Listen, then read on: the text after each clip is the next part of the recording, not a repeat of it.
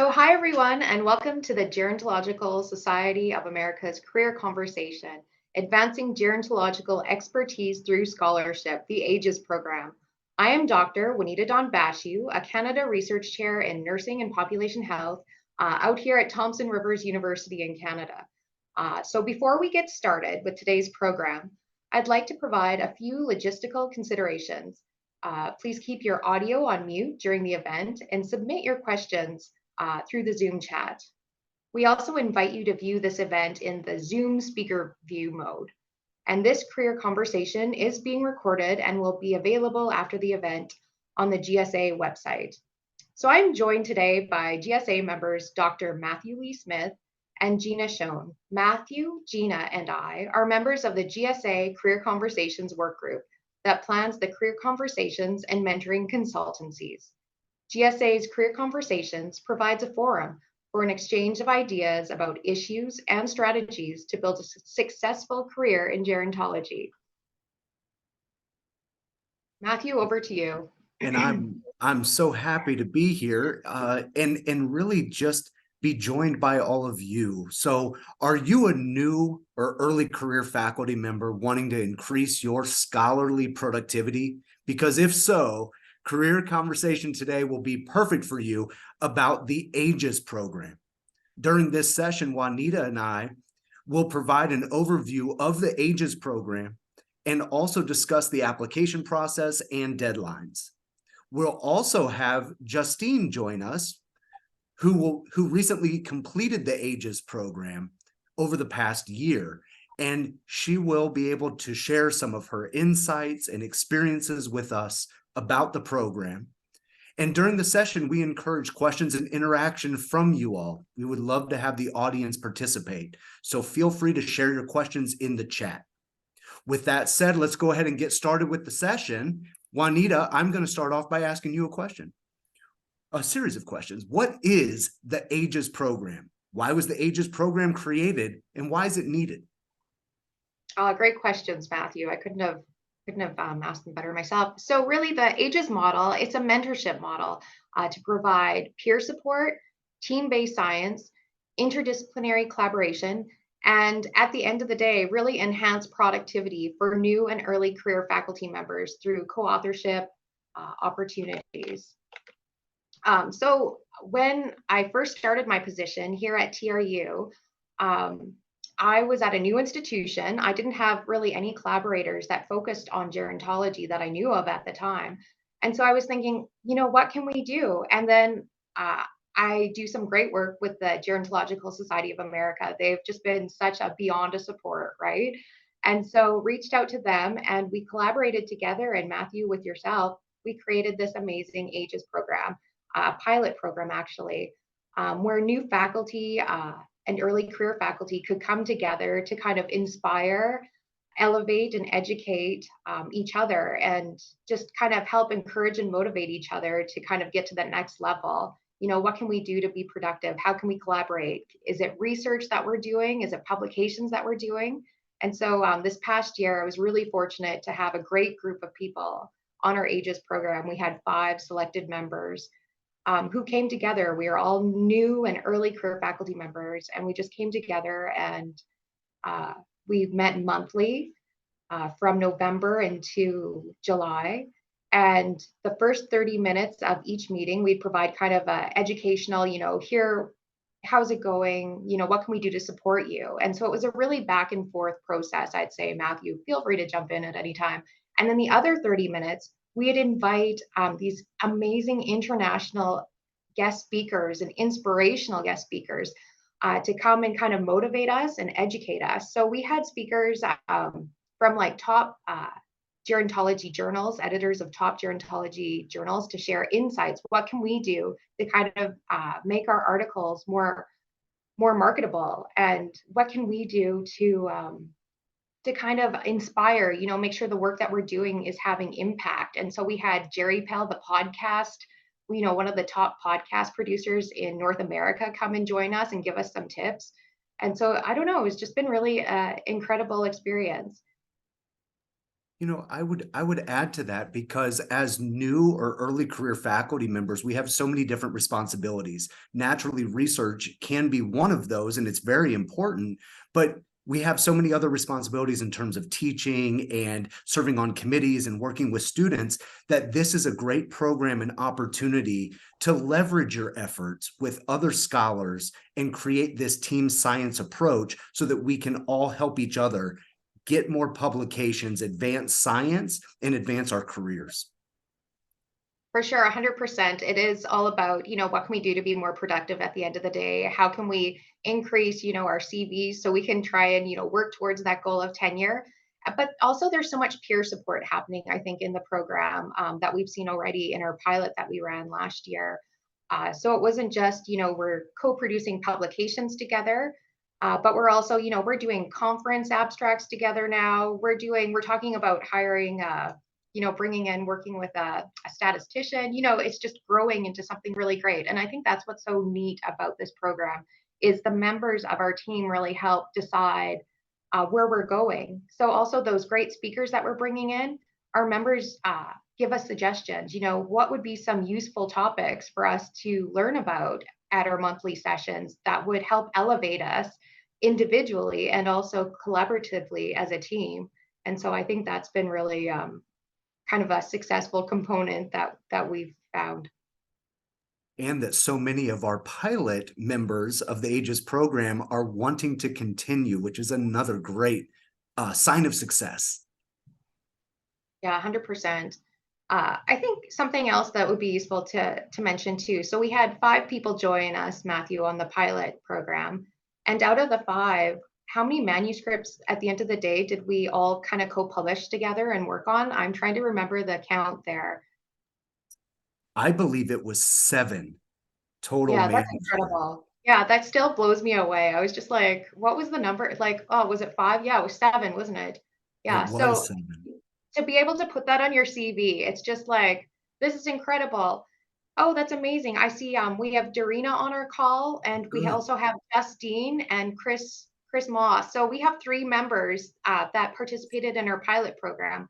I wonder, since we have people on the call who participated, would it be a good time to kind of open it up and let them share their insights on how it was to be part of the program? Justine, can we call on you?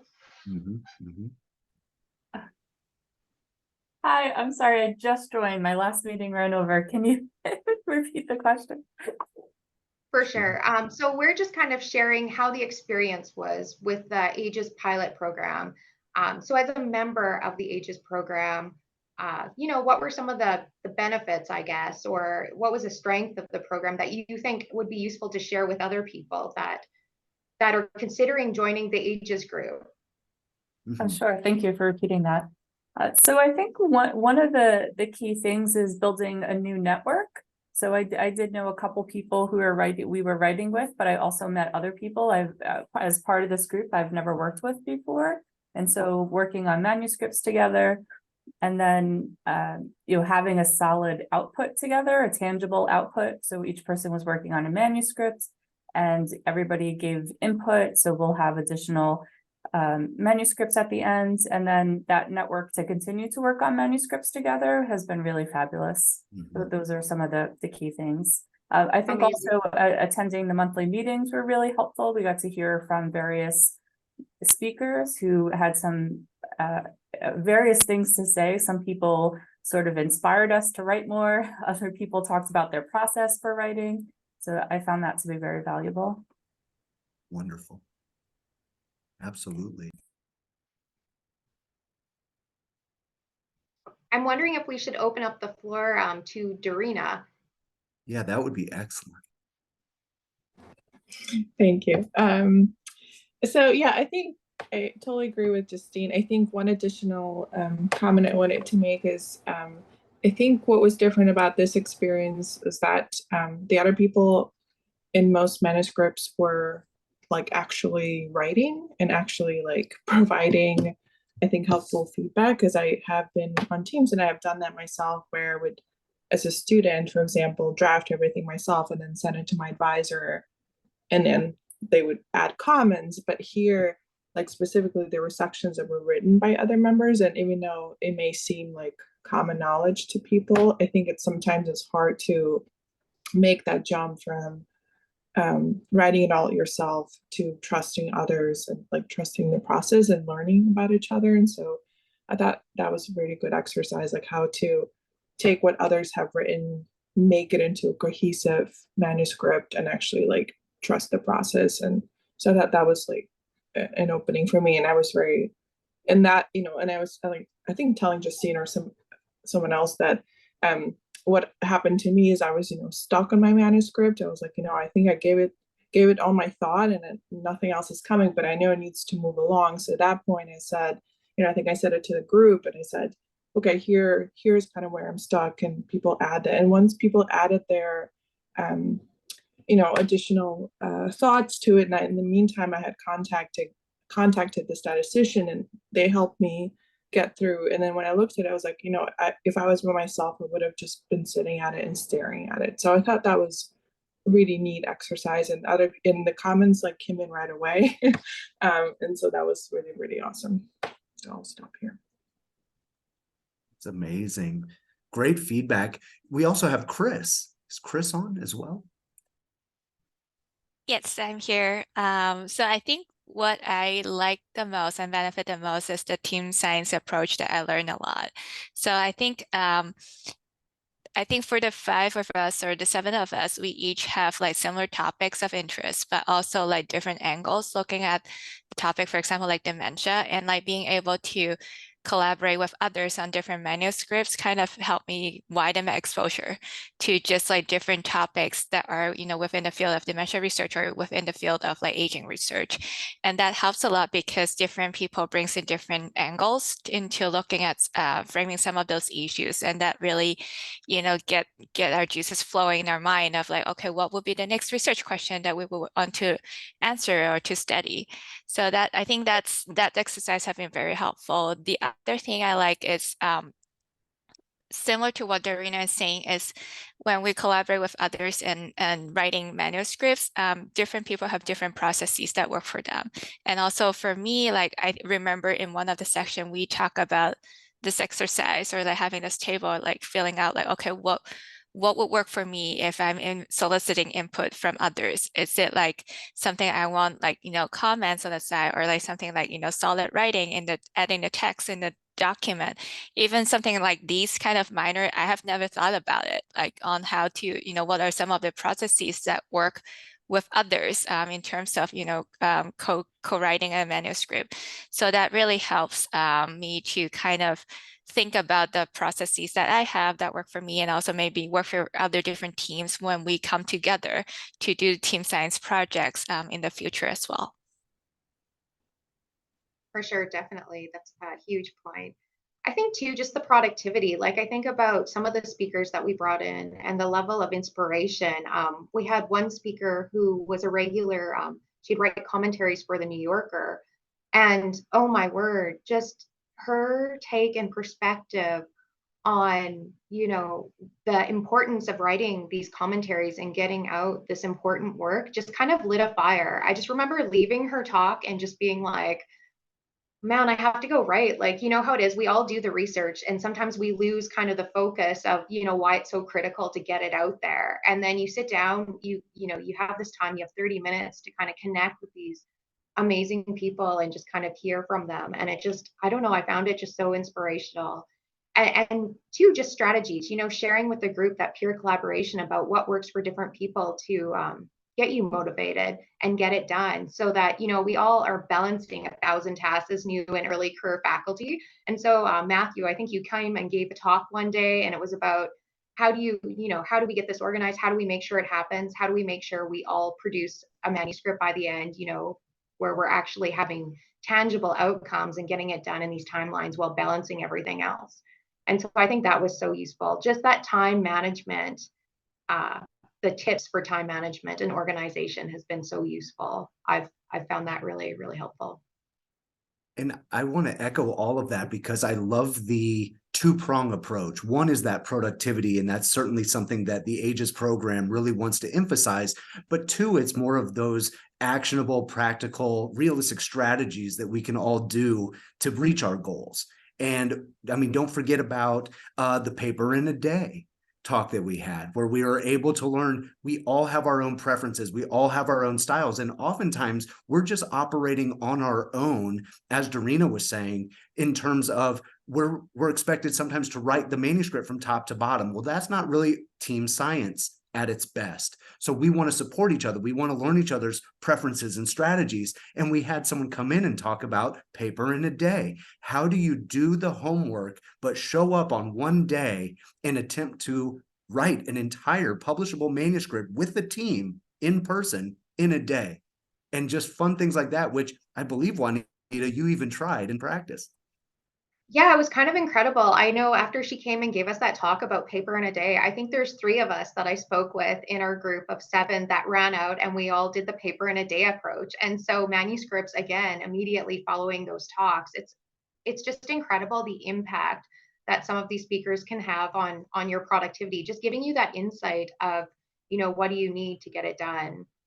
How do you structure this? How do you plan that day? Because there's so many things involved. It sounds so simple, paper in a day, but the preparation to have the paper in a day, there's so many steps. And so just being able to share that with the group and have that knowledge there, I think that's just so huge. I would love to hear from the 3 AGES program members, or past members, if you will. What was your motivation for joining? Why is it that you made this choice, and what would you tell others that they would be encouraged to apply for this next term?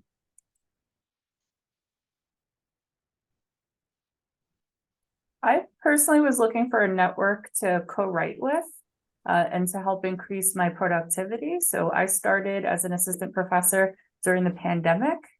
So at a new university where I didn't have a lot of new colleagues, I was able to still keep connected over Zoom with some of my more previous colleagues, but I was looking for a network to help me move some work forward. So that was part of my motivation. And also I'm on the tenure track. So I'm thinking about my productivity and hitting all the milestones that I need to in terms of publishing and research to get promoted and to receive tenure. Yeah, I was going to add so I'm past chair or past chair for ESPA and within the Gerontological Society of America. And so we have thought a lot about of how to build support sort of outside of the student supports that are currently provided with like dissertation writing and thesis writing. And so I think this was a beautiful, we were so glad that like somebody else has taken the lead in building that program, right? And I think there was just such a need from like ESPO community, and I consider, of course, myself part of it. So I think I was just very excited to, finally see it come to fruition. And, similar to Justine, I'm also on a tenure track and all things that come with that. For me, I think it's one is also about networking because I'm only one of the few people in my department doing gerontology related research. So it would be great to connect with others who are in a similar field so that we can have like various different ideas. And I think the second thing is like what Dorina said before too, I'm also one of those people who tend to work on the manuscript from top to bottom on my own because due to prior experiences of being a postdoc or like, graduate student. So that's like, that's how we were trained to work on our own stuff by ourselves. So I think, going into like joining this program, part of me is like wanting to know, okay, how can I work with others to increase my productivity?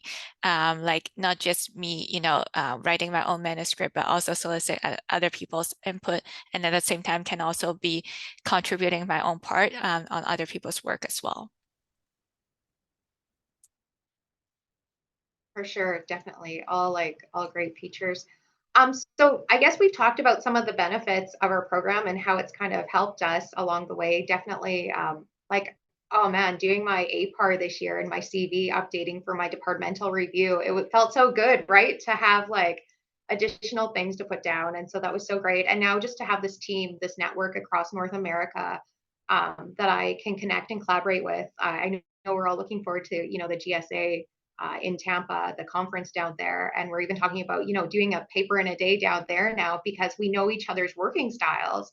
And it's possible, like, we know each other's strengths. We've had that time to kind of network and connect and understand and collaborate. So now that we've talked a bit about the benefits of the program, Matthew, I was wondering if you could maybe share with the group a little bit more about how does the AGES program work? What does the program really involve? What's the kind of the nitty gritty of it? Perfect. Well, I would love to answer that question. So the AGES program, it's a competitive selective process. It is a 10-month program that's limited to a maximum of 10 early career faculty members. So the goal of the program is to provide mentorship and peer support through co-authorship opportunities, as we just described, and have done so quite well. So the selection for the AGES program is competitive. The selected faculty are asked to lead the development of a publishable manuscript and welcome the collaboration from others in the program. So everybody can contribute to everybody else's manuscripts. Manuscripts should be data-driven, either primary or secondary data, or they can be conceptual in nature. So a commentary, an editorial, or a process piece. So data-driven or conceptual. And working together, the program will increase the scholarship and the productivity because instead of just doing one manuscript and getting feedback, you're going to be working on multiple manuscripts, getting feedback, giving feedback, and therefore exponentially increasing the product output. The program will run for 10 months. So we're hoping to start very soon. And it's expected that when you're in the program that you will submit your manuscript to a peer-reviewed journal by June 30th of 2024. So again, if we start in September, by the time June comes, all of the manuscripts should be submitted for publication. Let's talk a little bit about what the application process looks like. So to be considered for the AGES program, each faculty must be willing to commit to leading one article for co-publication. So That's you right, have Matthew. to contribute. For sure. And Gina, maybe now would be a great time to share our image. I know we have a little like visual image that kind of helps summarize some of the components of the application process. Since it is competitive, we want to make sure people have a chance to kind of look over what's involved in the application. All right, let's take a check here. Perfect. There we go. Yes, wonderful. And also note that the URLs that are in the chat, you can learn more information about the program, the application process, the deadlines, etc. So that information is in the chat. So I will continue. I do see a question, and I do want to clarify for this upcoming cohort, this new AGES program cohort, we are limiting the program to 10 early career faculty members. At this time, postdoctoral fellows will not be considered for the program. But thank you so much for your question. And for sure. We please, found with our pilot program, sorry, I'm cutting you off here, Matthew. We found with our pilot program, there was just such an overwhelming response with applications of people who are interested in kind of collaborating on this work and program, that it would help if we limited our selection process down a little bit, just to help make the screening a bit easier, and to really help give new faculty members that foot up in building their CV and building their package for tenure. And so that's why this year we just decided to kind of limit it more on new faculty members. So to be considered for the program, you have to be able to lead one of those articles for publication and co-publication, but you also have to commit to reviewing and providing substantive feedback to the other faculty's manuscripts. So not only are you putting one up that everyone's going to contribute to, you're contributing to everybody else's. In addition to that, we do have monthly meetings, and they are 1 hour each. As Juanita said earlier, those meetings are really about 30 minutes of such that we learn about mentorship. We try to understand how to be more productive, learn new strategies, have guest speakers come to us and share their expertise.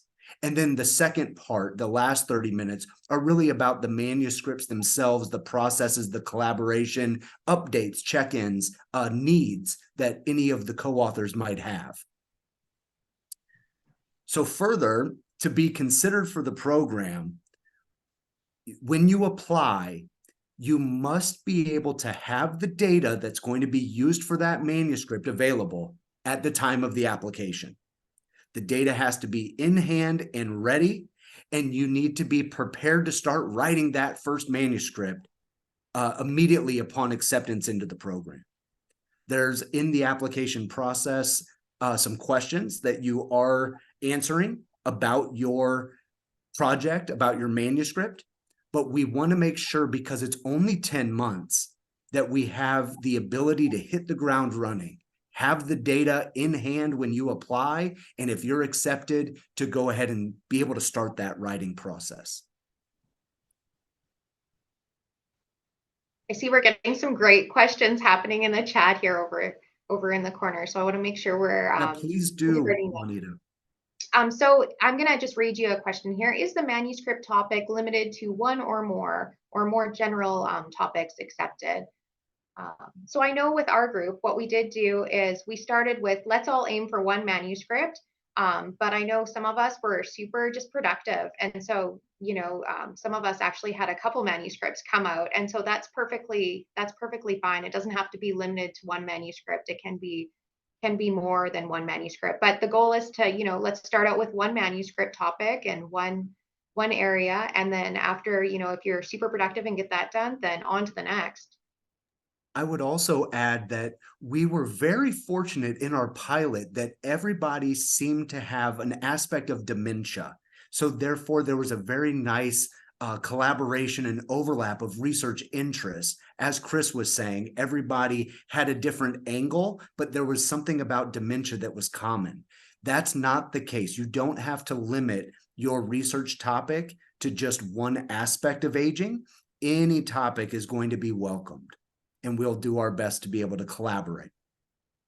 Another great question in the chat. How specific should the proposed manuscript outline be? Well, that's a wonderful, wonderful question. So it doesn't necessarily need to be so fleshed out, but what we really want to make sure is that you've been able to think about your paper. You know where the data source is coming from. You know what your research questions are going to be. You know what your primary outcome variable is going to be, and potentially what type of analyses are going to be performed. Now, if it's conceptual in nature, again, just laying out the rationale and being able to spell out some of what you hope to cover. What we want to make sure is that once the cohort begins, that we're ready for action. So therefore, we're asking that people think it out and write out a bit about their project, where that, if there's any funding, if there's other co-authors that you're going to bring in addition to the AGES program faculty, we just want to know more about your project. Well, and we love the outlines. The outlines really allow us as a group to collaboratively, at the conceptualization of your paper, be able to bring our input and insight and, you know, provide some feedback. So right at the get-go, we're already collaborating with each other. If we have a nice outline to look at, you know, here's what I'm thinking, this is where I'm going to go. It's a great time to allow your team members to come in and, you know, right off the get-go, kind of have some collaboration and some insight and input there. And so that outline is just so important in kind of fostering that initial kind of collaborative spirit that we're, you know, really pushing to kind of that team-based science that we want to really kind of bring into the program. And so I don't know, I just find the outline so helpful. It's something that really came out of this program. You know, if you have the outline, if it's there right at the get-go and you know where it's going, you've kind of thought things through. You know where the data is coming from. You know what I mean? You don't have to wait on the statistician because you already have the data in hand. It's just, it kind of speeds along that whole process. So like Matthew was saying, right at the get-go of the program, we're ready to go. We could just start rolling, and maybe this season will be even more productive. Last season we were 7 papers. This season, who knows, maybe 14. I don't know. It's exciting. I like it. I don't know. And there's just such an energy with this group. It's kind of incredible. We all want the same thing. It feels like, we're all trying to get up that same ladder. And then, like Matthew was saying, we were so fortunate how we all had a shared interest in dementia. And so we'll see where this semester takes us and this program takes us, and what the interests are out there. It's not required to have a focus on dementia, but we were lucky that we kind of all had that shared piece. And, another reason for that outline, one of the greatest strategies for team writing and team science approaches is to make sure that we involve all of the co-authors and collaborators at many different stages, if not all different stages of the research. So being able to have that outline, be able to solicit feedback from potential co-authors early gives them a sense of buy-in, make sure that there's a cohesive group think at the beginning before you start writing, so that then you don't have to rewrite, etc., for when you share full drafts with people who've never seen them before, and then they ask for a different direction or a pivot. Yeah, and definitely. It also builds in to the ethics of writing, because we know to come into this program, you have to be willing to collaborate. You have to be willing to earn authorship as well. And so with that, we really have created the program to adhere to the International Committee of Medical Journal Editors' recommendations for authorship. And so there are 4 steps that we ask everybody to join into to make sure that all co-authors have earned co-authorship. So first, each faculty will provide a summary outline of their manuscript, and we're going to use shared electronic forms like SharePoint or Google Docs. I don't know if we've solidified exactly which one, but that way we can have something that's active and interactive, and we can collectively get our thoughts on one document. Everybody can share. Then after that, we'll go ahead and that lead faculty will draft their manuscript and provide their full manuscript on that shared folder, that shared site. And that way, all of the collaborating faculty can read the papers. They can write. There's requests where, can I get a paragraph in this discussion section? Can somebody help with some citations in the introduction? We all want to contribute where we can. But that way, each of the authors in 2 different time points of the manuscript, at least, have made substantive contributions for writing, as well as constructive criticisms, suggestions, and feedback. Yeah, I love that. I found that so helpful. I just remember even with my own manuscript that I was, leading, I think it was, I got to the limitation section and I was just, completely done. There was nothing left happening. And then I just went back to the group, put out an email, or maybe it was one of our meeting check-ins where I just, put it out to the group. Any suggestions, how can I take this to the next level? And it was just so helpful to get that team insight there. It just kind of moved things right along. And then, that writer's block completely gone. After that meeting, I think I just pounded out the rest of the paper. It was pretty incredible. It's just, I don't know, to be able to have that collaborative input and have that team to kind of, everyone has different expertise. And so working together, it just creates such a more comprehensive and in-depth paper than I could have possibly published on my own. So pretty incredible. That it is amazing how just the energy of the group and just small contributions from others can give you that renewed energy to kind of take it the rest of the way. So in addition, we want to make sure everybody gets to see the paper, agrees to it, and then we submit it. So with that, again, we're trying to adhere to the ICMJE's recommendations, and that way everyone's earning authorship, but we really want to focus on that team science, that we're all collaborators. We all have a vested interest in the science, in the write-up and creation of the paper. But in addition to that, we really want to make sure also that everybody is proud of and adheres to or supports, approves the submission. I just see we have another great question in the chat. So one follow-up question, not sure if I missed it. I don't think you did.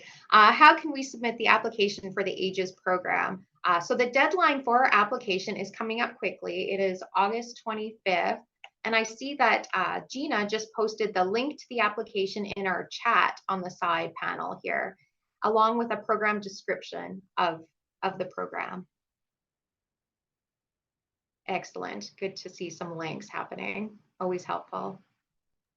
Now, Juanita, I've been talking a lot about process, but I want to turn it back to you. Talk to us about successes. Like, does the program work? What have we seen?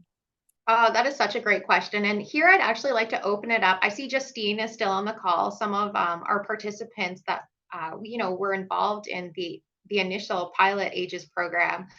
So Justine, how do you feel that the AGES program advanced kind of your early career, starting out as a new faculty member?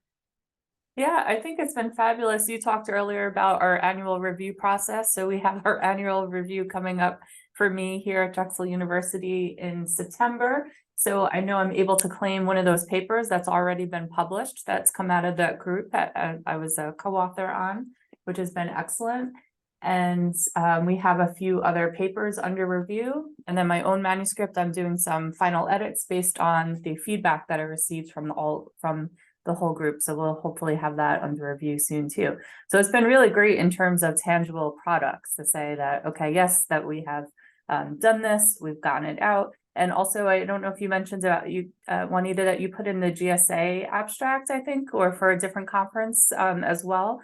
So presenting about the group in the future is really nice output as well. For sure, a few conference abstracts happening now. So fingers crossed, we'll see what happens there. Doreen, I see you're still around too. Would you like to add in, how have you found it? Has it made your work more productive, would you say, or? Yeah, for sure. I don't have too much chat than what Justine just said, but yeah, for sure, I think it definitely helped boost my annual evaluation, and specifically talk about the team science approach that I had just submitted for reappointment. And in those documents, I had to specifically outline my role in all the joint publications with other co-authors, which I don't need to do for my annual evaluation. So once again, I think at least for my university, I think they care about team science. That requirement speaks to me that there's whoever is up top that cares about that. So that to me was like, okay, that makes complete sense. So I was really glad to include that information in my packet. Yeah, 100%. And just having this network, I don't know, there's something about this network now across kind of North America, and going to the GSA and knowing that there's this team that I cannot wait to connect with, and just, I don't know, it's kind of like, I don't know, just celebrate our success that we've had over the last year. And then the thought of being able to grow our program to include even more members, and then continue on with now our AGES legacy group, how incredible. Chris, I see you're still here too. Let's get your feedback. Any growth, any kind of thing you'd like to share about, I guess, outcomes? And Yeah, I think I also made great progress in the commentary paper that I have been having that idea for a long while, and having people to provide feedback from this group on the commentary paper has been very helpful, because it is also my first time writing a commentary paper versus the traditional manuscript. And then the other thing is, because I'm in a soft-money position, so I've been writing grants, and also it's very helpful to get exposed to other people's work, and also working on co-publications as well, in order to be more well-versed in the field of aging research. So that has also helped. Thank you so much for sharing. It's so great to have you guys here. I know we could only get half the team out today, but it's just so nice to all be back together again. And I cannot wait till November in Tampa. So I see there's another question happening on our chat here. If I'm deciding between a few different projects to submit, what are some considerations or qualities of manuscript that seem to work well in the team science approach? For some context, I'm deciding between a paper that would draw on secondary data, one using primary qualitative and quantitative data, and one that would be a scoping review. Lots of options. Lots of options. And I would say, and would like to know what Juanita says as well. Any of those would be a viable option. And I think Dorina also commented, whichever one of those could involve more of the co-authors. We always have to think about everybody earning their authorship and making sure that, you know, for some of the processes, depending if it's primary data, secondary data, or a review, that everybody has a role to play. So any of those could be viable. But Juanita, what do you think? I think it really comes down to the individual and what you're more comfortable writing. You know, you want to make sure you're doing something that you feel, you know, well versed in some ways. Like I see you're thinking about a scoping review. I love scoping reviews. They're just my go-to. It's such a great way to kind of map the data, get a sense of what's out there. And it always supports my next research project. And I feel like I can really put them together quick now because I've been doing so many of them. And then you can also do a scoping review protocol that lots of people don't even know about, that's publishable. BMJ Open, I know I just got one accepted there. And then Jammer Research Protocols also publishes research protocols. So right there, there's 2 publications. So I love the scoping review, but it really just comes down to you and what, you know, you're trying to accomplish and what you're more comfortable with and what you know you could, you know, get together. And so I don't know, they all seem like viable options. It's just whatever you're more comfortable with and whatever's more pressing. You know, if there's something that you need to get out and you're like, I need to get this done, then go with that one 100%. And yeah, just catching up here in the chats. Yeah, whichever one's closest to submission, for sure, that makes sense too.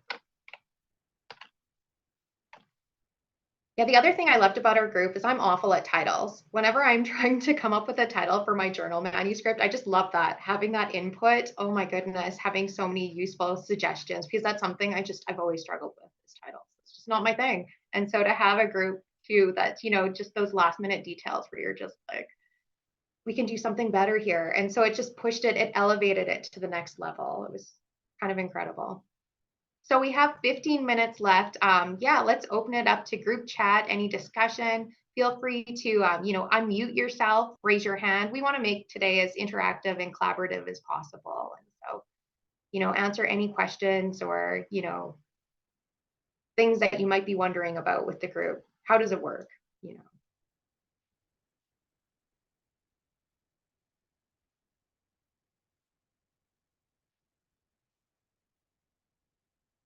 I also want to reiterate that the link to the application has been shared in the chat.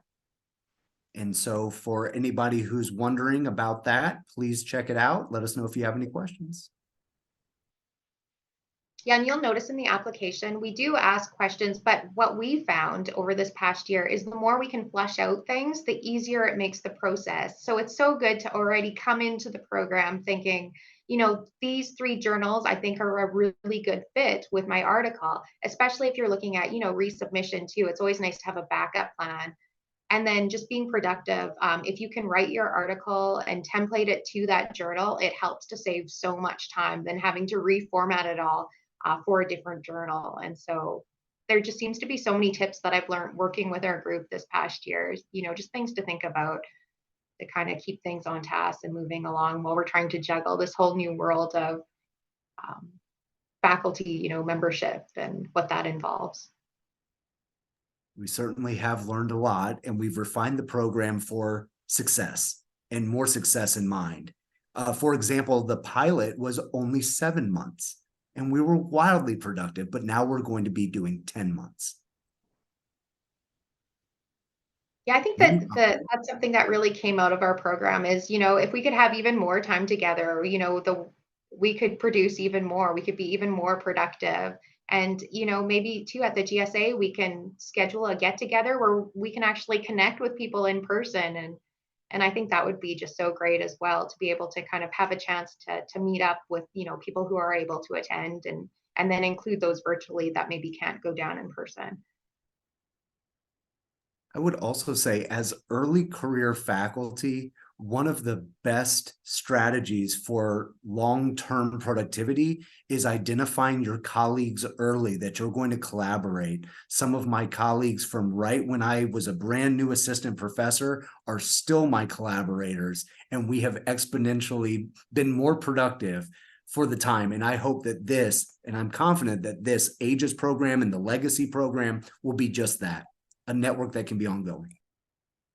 Well, and even just the connections outside of the group that we've made as a group, though. I know we've invited some top editors for different journals in gerontology to come in and speak with us and just give us insight about, what's publishable, what are they looking for, what can we do to make our manuscripts more marketable, and, really hit the mark there. And oh my goodness, I found that so useful. Like this year, I don't know, I've been aiming to publish in the Gerontologist for the past 20 years, which is so like, right? It's just been one of those like goals. It's like, I'm going to do it. I'm going to do it. And this year I finally did it. And I feel like that talk and just getting that insight and just so much information has just been so informative and helpful. And then BMJ Open too. I don't know what it is about that journal, but it's so tricky. I find it tricky sometimes. And so that was two of my top journals I made this year. And I feel like so much of that was from this group and just getting that insight and those perspectives that before I just didn't have. You're just always like wondering, what is it? What's that next level I have to hit to get to that journal? And so I don't know, it's been exciting. Like the APAR was actually fun this year, doing my annual performance review, being able to be like, yeah, I hit my 2 journal goals, I don't know, kind of cool.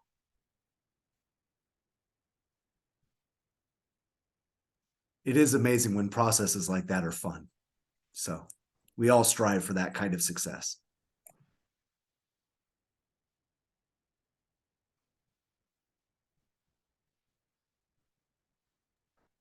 All right, well, this is good. I feel like we've answered everyone's questions. Things are moving along well. This is great. Yes. So we have. Go ahead, Juanita. Oh no, you go ahead, Matthew. I was just going to encourage anybody who's on this call or is watching this recording, please apply for the AGES program. We would love to see your application. We would love to talk to you about any of your experiences. As you can see, Darina and I'm sure others are available to talk about their experiences, but we really want to make sure that we get the best individuals suited for the program, and we want to include you. So if you know other colleagues or if you know anyone else, please spread the word. We would really appreciate that. For sure, 100%. And I feel like we've learned so many things. I know one of the papers that we worked on together was kind of a commentary about lessons learned and recommendations from this past year of working on the AGES pilot program. And so, having accountability, those check-ins has been so important to keep us all on task.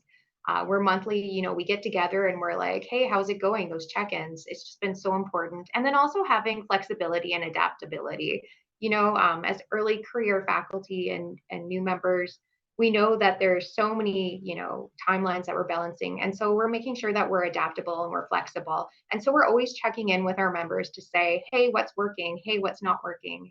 How can we make it more productive? And who can we bring in to kind of add more insight and take you to that next step? It's all about elevation. How can we lift each other up and help each other out? And so I just love that peer support kind of network, having that. It's been so helpful.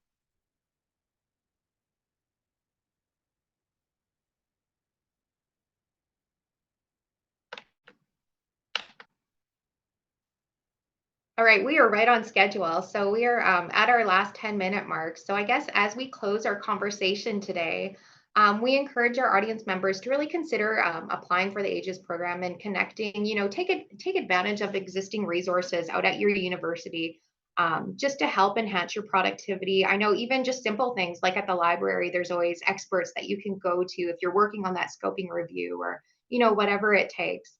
But in closing, we'd really like to thank our work group members who helped plan our career conversation today.